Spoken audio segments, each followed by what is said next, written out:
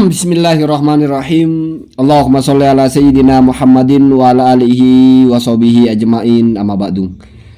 Ja'alanallahu wa iyyakum min ahlil khairi was sa'adah fid dini wad dunya wal akhirah. Amin. Allahumma amin. Sudah setahun lebih polemik nasab ini terus bergulir. Kadang naik, kadang turun. Saya termasuk YouTuber yang konsisten membahas masalah ini dalam 1 tahun terakhir. Bahkan bisa dikatakan saya jarang sekali membahas yang lain. Selain juga saya membahas di YouTube, saya juga sudah pernah datang ketika ada acara debat di Banten. Bahkan saya sudah ketemu sama Kiai Haji Imaduddin, sudah ketemu juga sama Syed Qori.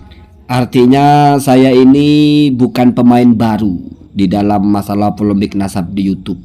Bahkan saya juga sudah pernah melaksanakan perdebatan dengan Syed Qori di Pada Suka TV. Semua sudah dilakukan. Saya menyimpulkan ada satu cara yang efektif untuk membuat isu nasab ini akan reda. Walaupun kecil kemungkinan kalau berharap isu nasab ini akan benar-benar hilang, akan ada kesepakatan bahwa Ba'alawi itu sahih atau batal. Karena kalau melihat tipikal-tipikal penggugatnya ini yang selalu saya bilang, sepertinya mereka itu tidak punya musalamat, tidak punya patokan yang permanen, tapi selalu ganti-ganti, selalu geser-geser.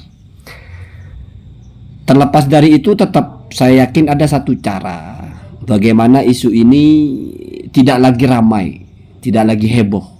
Setidaknya ini bukan saya cari di kitab atau bukan saya cari di mana. Ini hasil pengamatan saya setelah saya menekuni pembahasan ini 1 tahun lebih ya.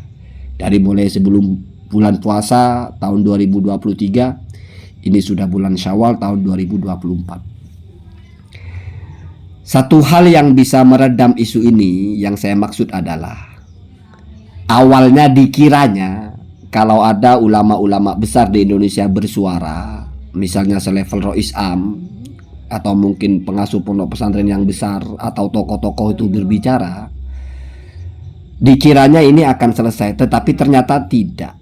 Justru semakin ada tokoh besar yang berbicara masalah ini, isu ini akan semakin hidup seolah-olah seperti api yang mendapatkan kayu bakar.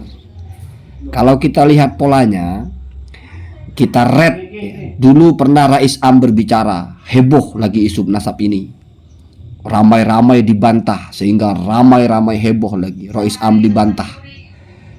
Kemudian tidak lama setelah itu surut muncul lagi Gus Idrus Romli, konsisten membuat beberapa konten menjelaskan kekeliruan tesisnya Kiai Haji Imaduddin atau menjelaskan keabsahan Sadha Ba'alawi. Maka apa yang terjadi? Naik lagi isu ini. Berderet-deret kontainer YouTube membahas ini lagi. Membantah sana, membantah sini. Hidup lagi. Setelah itu sudah reda dengan Gus Idrus Romli ini. Turun lagi isu ini. Muncul lagi dalam perdebatan yang tidak sengaja antara Kiai Haji Dr. Fahru Rozi dengan Kiai Haji Imaduddin ini di Pada Suka TV. Mencuat lagi. Bahkan itu yang paling seksi karena langsung masuk ke dalam PBNU. Ada narasi dipecat atau apa. Setelah Gus Fahrur itu sudah mulai surut, tidak ada lagi yang berbicara Gus Fahrur, isu nasab ini akan kembali seperti biasa. Pembicaraan perbedaan antar YouTuber di YouTube saja. Tidak ada lagi ada heboh-heboh. Berarti semakin orang-orang besar itu menanggapi ini, maka penggugat ini merasa punya panggung untuk terus menyuarakan. Maka orang-orang menggugat nasab ini merasa punya media untuk terus meneriakkan. Kalau orang-orang besarnya tidak menanggapi lagi, selesai Pak. Artinya tidak perlu dibantah, selesai. Cukup YouTuber saja yang mengulas itu, dan hanya akan ramai di YouTube. Tidak ada lagi isu-isu tarik-tarik PBNU, tarik-tarik pemecatan di NU. Nggak ada lagi. Lihat saja. Kalau setelah Gus Fahrul itu tidak ada lagi tokoh besar yang angkat suara masalah ini akan selesai dengan sendirinya. Akan menjadi perdebatan di warung-warung kopi saja. akan menjadi perdebatan di pasar-pasar saja, seperti perdebatan pilpres yang sudah selesai pilpresnya sudah selesai begitu. Kenapa? Karena Ki Haji Imaduddin itu gengsi dia kalau untuk menanggapi YouTuber, gengsi dia kalau untuk menanggapi orang-orang yang menurut dia bukan tokoh, sehingga dia pun tidak akan menyuarakan lagi. Nah itu Pak, kuncinya begitu ya. Jadi mungkin lebih baik kalau tokoh-tokoh besar itu tidak perlulah bersuara. Toh sebetulnya kalau di masyarakat ya nggak ada efeknya. Nggak lalu orang ramai-ramai menghina habaib secara nyata, ya paling di kolom komentar saja. Itu pun orangnya itu saja. Di majelis para habaib itu nggak terpengaruh sama sekali. Artinya daripada ditanggapi malah menjadi semakin heboh, mungkin lebih baik didiamkan saja. Seperti kambing yang ingin membelah gunung dengan tanduknya. Semakin kita kasih tahu ini kamu tidak akan bisa, semakin semangat dia. Kalau kita diemin aja nanti patah sendiri tanduknya, ya selesai. Saya berkesimpulan demikian. Jadi biar ini menjadi bahan konten di YouTube saja. Ketika Kiai Imaduddin membuat tulisan, di roasting di YouTube saja oleh YouTuber saja. Nggak perlu ditanggapi oleh orang-orang berkelas. Tidak perlu ya. Saya kira itu yang sangat efektif. Ya nanti akan menjadi seperti perdebatan masalah isu-isu Wahabi, kunut lah, berteriak-teriak mereka kunut bid'ah lah, tahlilan bid'ah lah. Toh kenyataannya ya begitu-begitu saja. Walaupun mereka mungkin masih lebih keren karena sepanjang waktu kalau mereka itu ya. Kalau masalah nasab ini kan nggak berkaitan dengan ibadah juga. Masa mau ceramah bicara balawi batal terus, kan nggak Pak.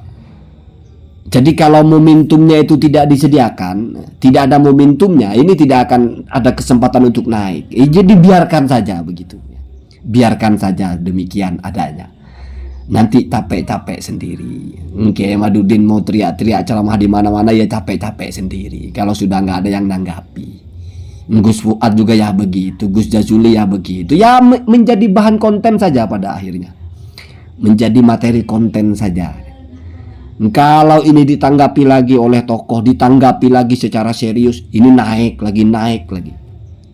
Kecuali kalau mungkin tokoh itu menanggapinya secara benar-benar gitu, benar-benar head to head. Artinya tidak menjadi kayu bakar, tapi menjadi air yang memadamkan, baru boleh. Ya kalau tidak serius, hanya selentingan-selentingan, itu hanya akan menjadi kayu bakar yang membuat ini isu akan hidup. Karena sepertinya bukan mencari kebenaran Pak, tetapi bagaimana isu ini hidup terus.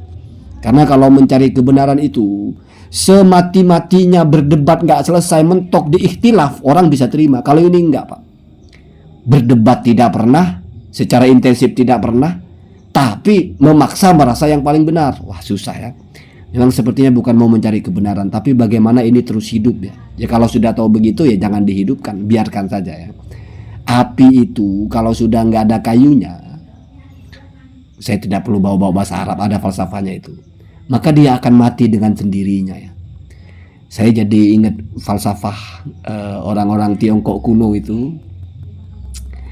Kalau hanya untuk menjatuhkan seekor monyet dari atas ranting, tidak perlulah kita mengirim badai.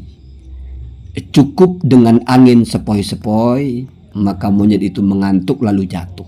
Bukan berarti saya mengatakan mereka monyet ya, nanti salah paham, bukan. Artinya ada kalanya hal-hal sederhana itu jatuhnya ya dengan dirinya sendiri, tidak perlu dihantam terlalu.